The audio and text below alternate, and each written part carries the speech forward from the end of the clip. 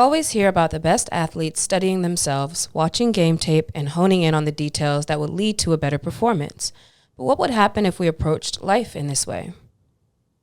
Hello, everybody. Happy Monday. All aggressive. Man, I almost ate the microphone. What? Like, I leaned forward, I almost ate the microphone. Sound like he's about to say, my brothers and sisters. Dr. Umar. I love Dr. Umar. He's mad funny. Hello, welcome to Carlie's Couch. This is Lextopia. And CC Fierce / Carlie Carpio.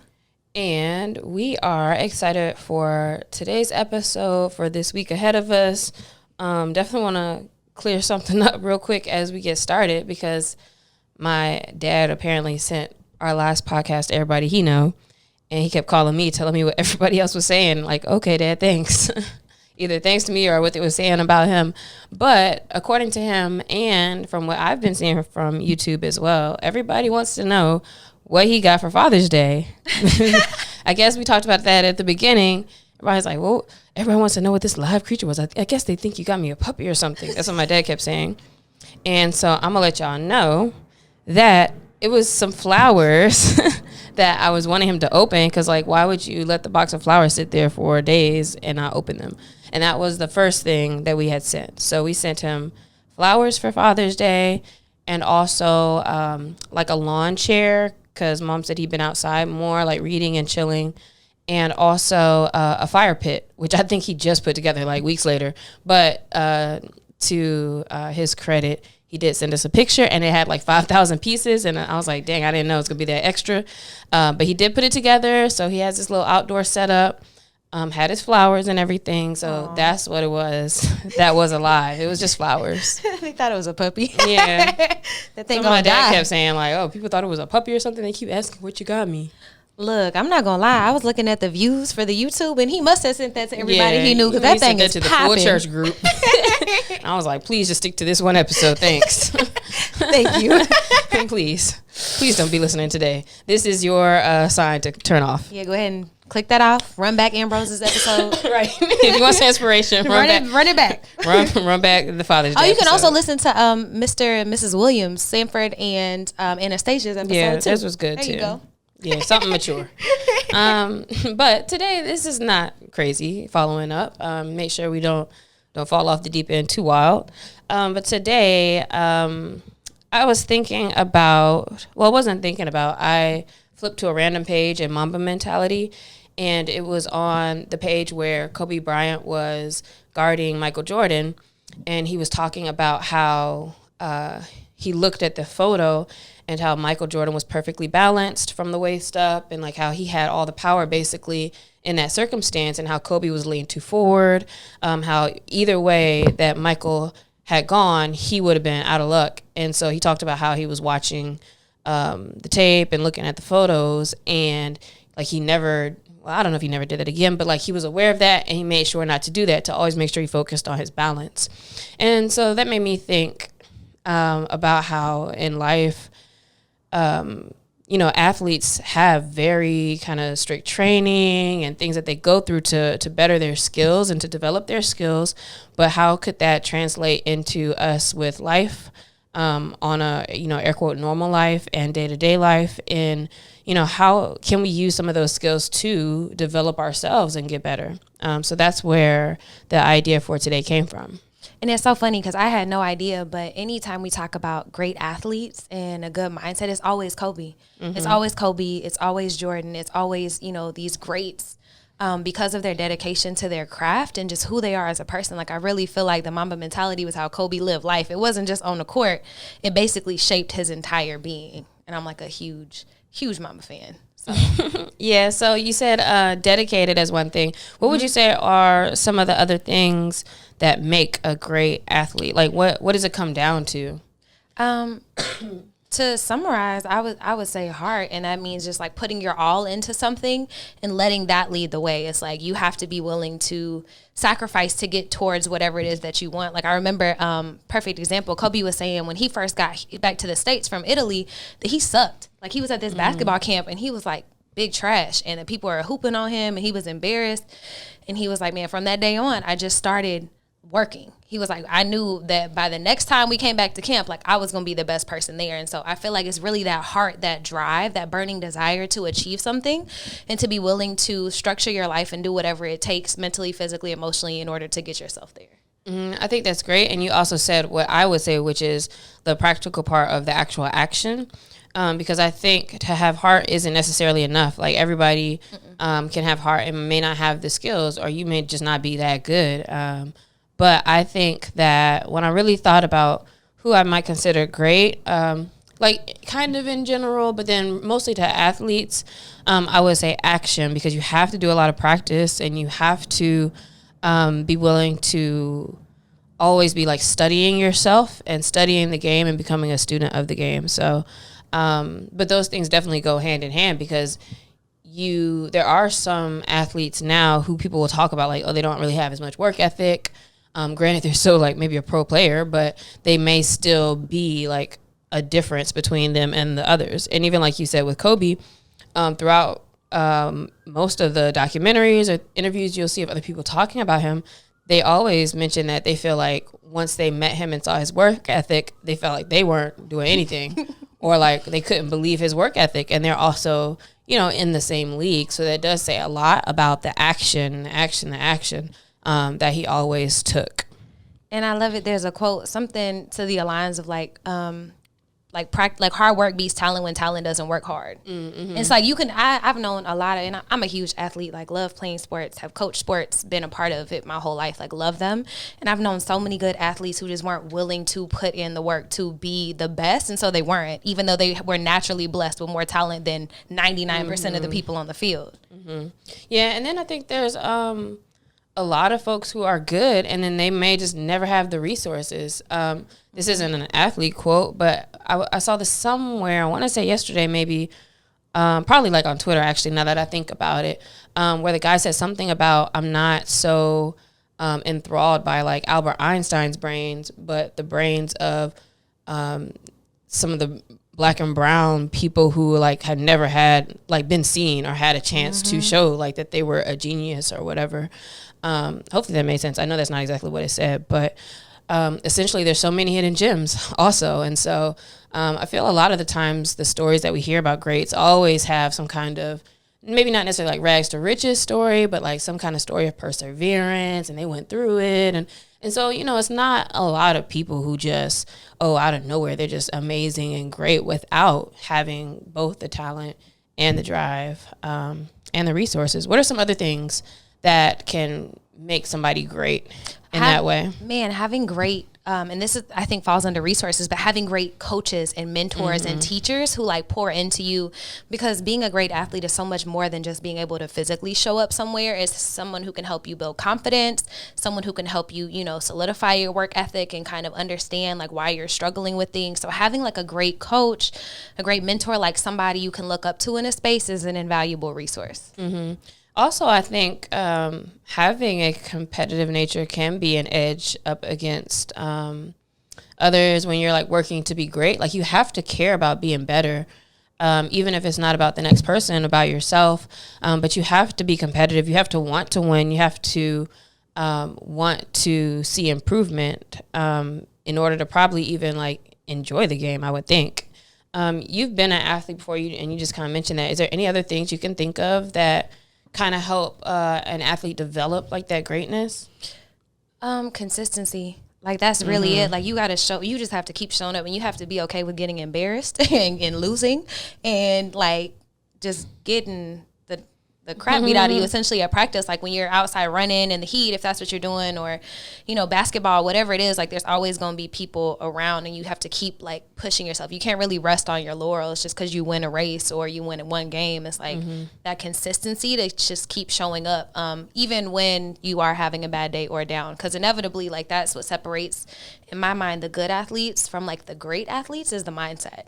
Is because inevitably something's going to happen and you're going to have to figure out a way to push through. And I think that that's a skill that a lot of people can work on in life and in the game. Yeah, I mean, and that, like so many of the other things we said, I think could be mirrored into real life. So you said consistency. We talked about being competitive, a student of the game, having good mentors and coaches, being able to have these resources poured into you, practice, etc. So do you feel like that this is a healthy or good way that you could also look at life through the lens of like these things that make an athlete great? I think so. As with anything, like if you take it too far, of course it could be nonsensical. But like I think that me being an athlete really kind of shaped my mindset, and I've used that in every other area of my life. That's a good point. I often hear athletes talk about how that's something that's able to shape the rest of their lives or gives them kind of some structure. Same with like military folks. Like sometimes they talk about how those things gave them a good foundation, which I guess I could see that, because also with athletes, it's even just the time, being on time. We didn't talk about this, but maybe something to do with being a good teammate could potentially be a part of like the greatness, which means like you really have to do your part. But I'm getting a little off topic, because what I wanted to say from that then is my next thought really though was like, is that too structured to think about life, right? Like sometimes we recently talked about living a soft life. And sometimes it's like, well, do we have to be like waking up every morning like, okay, like game time and practicing, and let me make sure I do my breathing, and let me make sure I journal, and let me start my day, and then my routine, and then I'm gonna be perfect, answer my emails, and like really going that hard. I feel like that's almost a little like a setup to look at every day that way, like every day you're in the game. Yes, and like I said, I think it can be taken too far, and that's like I definitely have had to take a step back from looking at the softer parts of life and like the self-love journey and the self-care stuff as like so regimented, because then it becomes a task and it kind of gets away from the point and the purpose of it. And healing is not a journey you can look at like an athlete at all. There's no way. And so I've really had to like separate my mind when it comes to those things, because it does get too regimented. It does get too structured, and you're always looking kind of for an outcome as opposed to just showing up. It's not like there's not something you can win in your healing or self-love journey. Like, man, 85 therapy sessions, baby. Okay, that's cool. But if you're trying to like everything stats. Yeah. Or you're trying to like figure out a way to like learn a thing and be done with it so you can go on to the next thing, like that shot me in the foot many a times in trying to heal. Yeah, that's kind of what I was getting at, is that it seems very outlook driven, although I'm sure I wonder how athletes deal with it, because of course, like you referred to this earlier, like you're not always going to win every game, you're not always going to have a great practice every time, whatever, and so it does help you to understand how to deal with loss, failures, etc. as well. But I feel like when you're so outcome driven, and I feel like when we are, for lack of another way to describe it at the moment, when we're like too hard on ourselves about like trying to have a routine, or like I have to wake up at a certain time, or whatever you're trying to improve or be better at, I don't know, that kind of could take the joy out of it, because it's like you're always just measuring yourself and trying to do this. And but of course, at the same time, I do see some benefits from thinking about how the greats like LeBron and Kobe and whoever else, how they approach at their sport and their livelihoods, and how that could be beneficial for us too. So I feel like there's some lessons we can get out of that. One is, I would say, thinking about if there is like a particular thing that you want to get better at. And I'm not just talking about like waking up earlier and things like that, but for example, interrupting people when they're speaking. I feel like you could look at something that you do often, or something that you want to improve on that you're kind of aware of, and now look at it like, okay, what can I do? Or like, how can I watch myself pay attention and like be reviewing, what you're doing as like almost a practice, and so forth. What other ways is it kind of good or maybe healthy to apply? I like the idea of applying the same strategies to different things in our life. So let's just say you're like, man, I don't know where to start. I just want to learn how to love myself better. Well, I'm look. Start from the most broadest thing. Well, because like some people might have very broad things, and so just starting from something there, like you could really go in and do research, and then start trial and error. Like every day, I'm gonna try a different thing to learn to love myself and see how it feels. And you're kind of noticing what the practice looks like. You're kind of noticing like kind of like science experiments too. Like that didn't work. This worked. I felt great after this, and just kind of trying that. But like I could say like making a practice plan essentially to do it 5 times a week, or to do something like that, and that could be a way to help you build momentum. I like that, and I the point of what you're saying probably isn't the actual example that you chose about loving yourself, But I would definitely think that the more kind of specific you can even get, like, for example, maybe that means like fixing your bed in the morning, or maybe that means you're going to go on a walk around the building every day, or just like at least try to get outside a little bit or something like that. I think part of making a game plan is knowing like specifically what you need to fix. So like the story we said at the beginning with Kobe looking at himself and Michael Jordan, I think the fact that it's like, oh man, I'm doing this thing, how can I not do that? And so to me, I feel like you can create like a game plan, and you can, if you have a goal, be able to look at yourself, catch what you're doing, and then think about how you can get that together.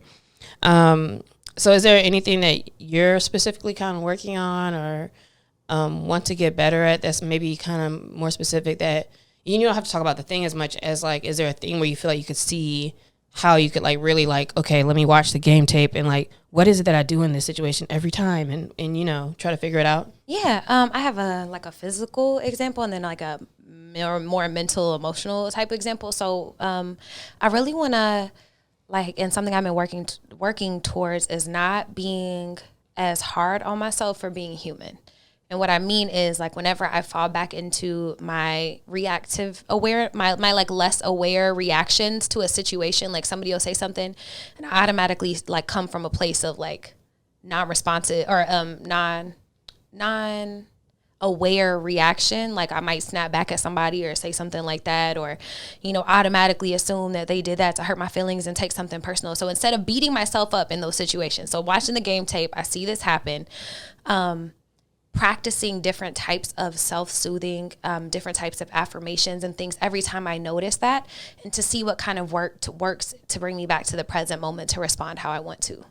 Mm-hmm. So that's like a more ethereal type example. I'm using my hands a lot if you're watching the video. But a more physical one is I want to get back in my physical shape. My fastest mile time I've ever ran is 6:13 for a mile. I was rolling, boy. But that was also 10 years ago. I was 23. That's fast. Yeah, man. Thank you. I was 23 at the time. Now your girl is 33, and it's a little bit different body over here. And that's cool. So how I'm working on that is I'm just being more consistent. So before I start timing my miles, I was like, man, I want to first just be able to show up, 5 times a week and run. And that's just a mile. And then now that I've like done that, I'm like, okay, cool. Now 3 times a week, I'm running 3 miles to get my endurance up, because that's really how you get faster too. And so I'm like looking at myself in this plan, but something I've added in my training that I wouldn't have thought of to add 10 years ago, or even when I was an actual athlete, like for sports, is to like be kind to myself and celebrating myself, like adding little celebratory moments and things like that whenever I reach milestones or notice consistency. Mm-hmm. I like that, and I think that those are both really good examples. And they kind of show that this method of making a game plan, B, practicing that behavior, and 3, consistently being aware and going through this cycle of like practicing, reviewing your actions and repeating it, may be like that same similar method of like watching your game tape after every practice or after every game, and then really like applying those changes, so that you may still make them from time to time, and it may still come instinctually, or whatever, but because you're more aware of it, because you're actually kind of practicing it, because you're kind of better suited to like pivot in the moment, you may be able to see yourself actually be able to get out of certain situations or reactions, or to improve physically in that way as well. So I do feel like that's helpful. Are there any examples you have in your life where you've literally gone through that cycle and gotten better? Yes, in relationships and actually talking with people, because I'm one of those people who I will like go through a whole conversation again in my head. So it's essentially me watching it, and instead of me like, man, I should have said this thing, it's like, okay, well, this would have been a better, more thoughtful response than like me coming at somebody like that. So it's like, okay, next time. And so I've literally like bit my tongue and been like, nope, we're not going to revert to that. And, reply more thoughtfully. And this has helped with my mom. It's not just romantic relationships, although it helps there too. But with my mom, with my friends, even with myself, and also practicing like even with boundaries, like when I'm enforcing them or, pushing back if I feel somebody pushing up against them, like practicing that has helped me a lot. What about you? Have you ever used I can imagine tape? that. Yeah, with sports or with any like activity that you're trying to learn, like playing an instrument, learning a new sport, things of that nature. A lot of times you record yourself, or even just being at the gym in general, like when the trainer would actually record us sometimes, and you actually see like, oh man, I thought I was doing this, but like it looked mad weak, or it doesn't look as sturdy as you thought, or your feet aren't right. Mm-hmm. And a lot of times in the moment, and just like with life, what we're talking about, you can't tell that it's off until you're like looking at it from outside. And so what you do realize is like, okay, I'm doing this. Let me try to be more effective. Like I do this every time with tennis. Like he'll kind of tell me something to do, and then I can literally like, all right, let me switch this open to be more open, or change my stance or whatever. And you just have to keep practicing that way, and you kind of get into a different loop. So I think that there's a lot of ways that you can see that works. And then same with people, with like my same example of like cutting people off and just trying to have more conscious effort of just being more quiet, different things like that. And then I think it is a good feeling when you can notice that you caught yourself, or when you are catching yourself, or when you realize like you haven't done a thing, or you did it a different way. And I like that because you get to see different circumstances that come from something, instead of being in like the same loops of, getting the same type of response from other people. No, I think that's a great example. And I want to second something that you said about recording yourself when you're working out. Because I know a lot of people can be looked at judgmentally for recording. But as someone who's been recording their workouts just to like get better, and also to post them for other people to do for a really long time, it helps so much. It helps so much with you understanding where your body is in space and just growing as a person and an athlete. So I challenge you to, do that if you're on your body journey. Mm-hmm. Yeah, I think it is good. And so similarly with your life, like thinking about the different things, I wonder, if it's like, okay, how can I get game tape of different situations or different things? So think about what that thing or a couple of things might be that you can maybe try to apply this method to. And then when you are like in these situations, or after the fact, there's actually, I started looking up for this part of the episode to see like, okay, is there actually a science to, athletes watching film and tape and all of that. And there's a little bit of stuff where they say like there's certain things that you're supposed to look for, which then kind of brought out other ideas for me. So what are like some of the things that you should kind of look for if you're an athlete, like watching your tape? You can look at, if it's like team sports, you can look at plays and just seeing how different plays work, like how you're working in this system of everything, like with your teammates and everything around you. And in a way, you could also flip that if you're like not on team sports, to look at like how you're working with the people that you work with. Like, what does your management team look like? How are you flowing in that? Like, how are you all's plays and plans of attack for projects or for presentations or things actually going? Mm-hmm. Also, another thing is looking at where and how the offense is beating your defense. So how external and environmental kind of things may be playing a part as well. Because also when you think about it, like athletes, you have to practice in all different circumstances. It might be different weather, obviously different people you're against, teams, et cetera. So there's lots of different other factors outside of just you. It's not just about, if I come in here and I just practice, everything's going to be perfect. You still have to maneuver what's going on around you. One of my coaches, if it ain't raining, we ain't training. We would be out there in the freaking rain too. Good God, Mr. Adams. He was awesome.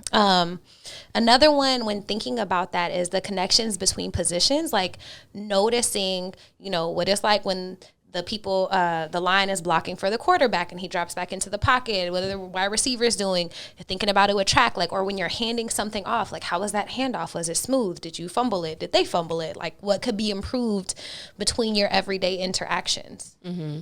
And then, of course, looking at the things that you're doing right. I think looking at what leads to offensive successes, what leads to you reaching the goal, getting that reaction that you actually wanted or that was healthy.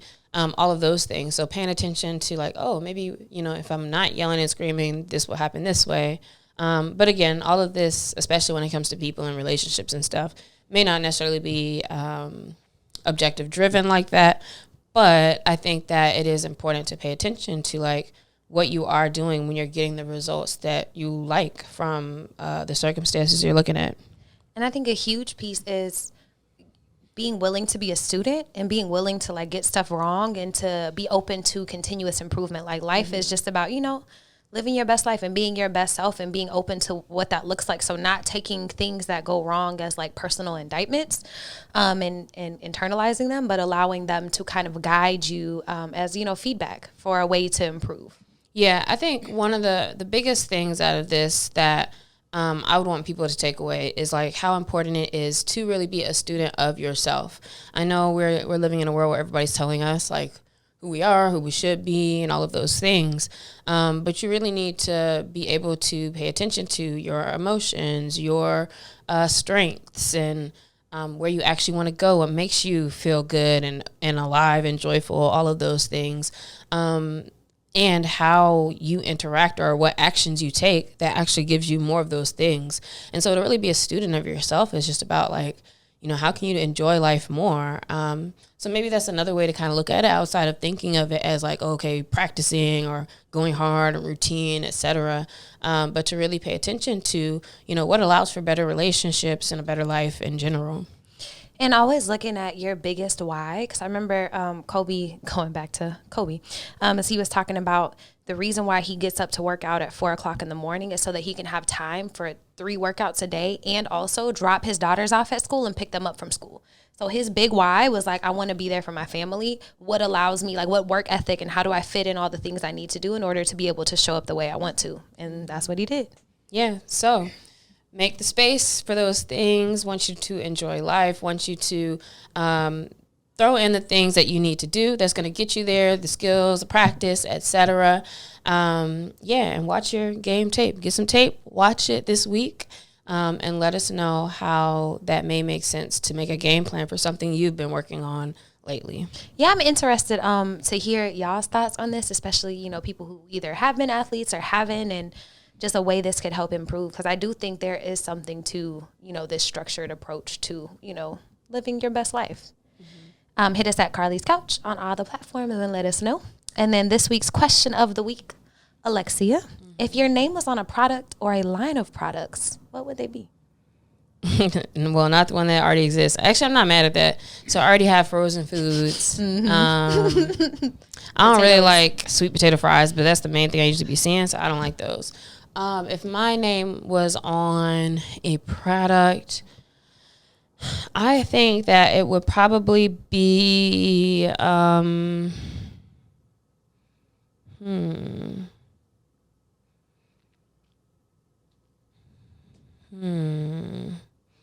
don't know, maybe not really seeing it. I think maybe it would be on like some kind of like men's fashion or something.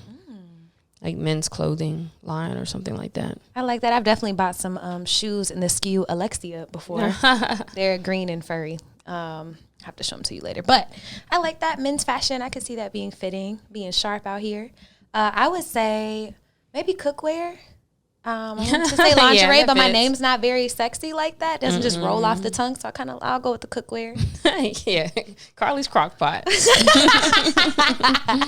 I can see that too. Good question.